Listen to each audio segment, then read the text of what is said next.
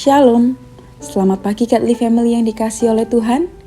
Mari saat ini sejenak kita nikmati teh hangat. Teduhkan hati, hadirkan semangat. Firman Tuhan hari ini terambil dari Yohanes 8 ayat 12. Demikianlah firman Tuhan. Maka Yesus berkata pula kepada orang banyak, katanya, "Akulah terang dunia. Barang siapa mengikut aku, ia tidak akan berjalan dalam kegelapan, melainkan ia akan mempunyai terang hidup." Bapak, Ibu, Saudara Godly Family yang dikasihi oleh Tuhan, apakah yang akan terjadi jika di suatu malam yang gelap, tiba-tiba lampu dan berbagai alat penerangan di sekitar kita mati? Bahkan handphone dan segala gadget yang kita punya pun kehabisan daya, sehingga tidak ada satupun yang bisa memberikan kita penerangan. Tentu kita akan kebingungan mencari solusi agar bisa mendapat penerangan dan bisa melihat. Saat-saat seperti itu pasti membuat kita menyadari betapa dibutuhkannya terang di dalam kegelapan.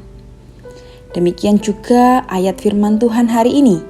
Ayat ini mengingatkan kita bahwa Yesus adalah terang dunia yang sangat dibutuhkan oleh dunia yang berada di dalam kegelapan. Kegelapan dunia ini lebih dari sekedar kondisi gelap seperti saat kita mengalami mati lampu, tapi tentu lebih mengerikan dari itu. Jika kita membaca Alkitab, kita akan bisa memahami bahwa kegelapan dunia ini berarti dunia yang telah jatuh dalam dosa. Dunia ini telah rusak oleh dosa, sehingga segala sesuatu di dalamnya penuh dengan kesesatan, ketidakbenaran, kebobrokan, dan kebingungan. Oleh karenanya, dunia ini membutuhkan terang sejati yang bukan hanya sekedar membuat mereka bisa melihat, tetapi memberikan pencerahan rohani, pembebasan dari perbudakan dosa, dan keselamatan yang membawa hidup kekal. Dan terang ini adalah pribadi Yesus sendiri.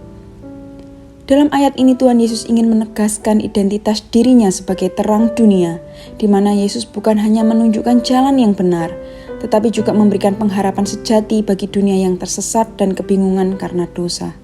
Selain itu, Tuhan Yesus juga memanggil semua orang agar dapat mengikutinya, agar setiap orang yang hidup di dunia yang gelap ini tidak lagi hidup dalam kegelapan, tapi mempunyai pengharapan sejati ini. Bagi setiap orang yang sungguh-sungguh mengikuti Yesus, mereka akan mengalami kehidupan yang penuh makna dan tujuan, karena kebenaran yang diajarkan oleh Tuhan Yesus. Mereka tidak akan lagi hidup dalam perbudakan dosa, tetapi akan dibebaskan dan mendapatkan kehidupan yang kekal. Bagi kita orang percaya, ayat ini juga mengandung mandat yang penting. Kita telah mendapatkan anugerah di mana kita dapat menerima terang sejati itu sehingga kita tidak lagi tersesat seperti orang-orang di dunia ini. Oleh karenanya kita juga menjadi saksi dan terang bagi dunia ini. Bapak, Ibu, Saudara Godly Family, kalau kita memperhatikan dunia di mana kita hidup sekarang, mungkin kita pernah merasa lelah atau bahkan mungkin pernah frustasi karena banyak sekali peristiwa kejahatan, kebobrokan moral, pengkhianatan, kerusuhan, perang, sakit penyakit, wabah, krisis, dan masih banyak yang lain. Hal-hal seperti ini bisa terjadi dalam skala kecil maupun besar, berkaitan langsung dengan kita ataupun tidak.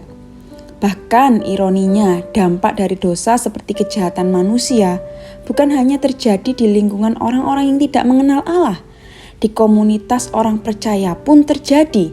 Sehingga akhirnya hal-hal seperti ini membuat dunia sulit membedakan kehidupan anak-anak terang dengan anak-anak gelap yang belum mengenal Kristus. Sehingga akhirnya kehidupan orang percaya seolah tidak ada bedanya dengan mereka yang belum percaya dengan Kristus. Disinilah peran kita dan juga menjadi tantangan bagi kita. Kita dipanggil untuk menjadi saksi Kristus dan terang bagi dunia ini. Itu berarti kehidupan kita harus berbeda dengan dunia ini dan memberi dampak bagi dunia, khususnya orang-orang di sekitar kita. Mungkin pertanyaan refleksi bagi kita adalah, apakah terang Kristus sudah terpancar melalui kehidupanku?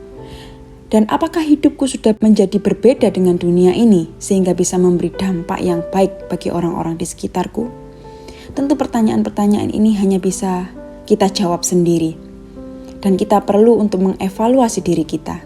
Kita harus ingat bahwa dalam keberdosaan kita mungkin kita mengalami kesulitan untuk menjalankan peran kita ini. Oleh karenanya, kita perlu untuk tetap bersandar pada pertolongan dan bimbingan Roh Kudus.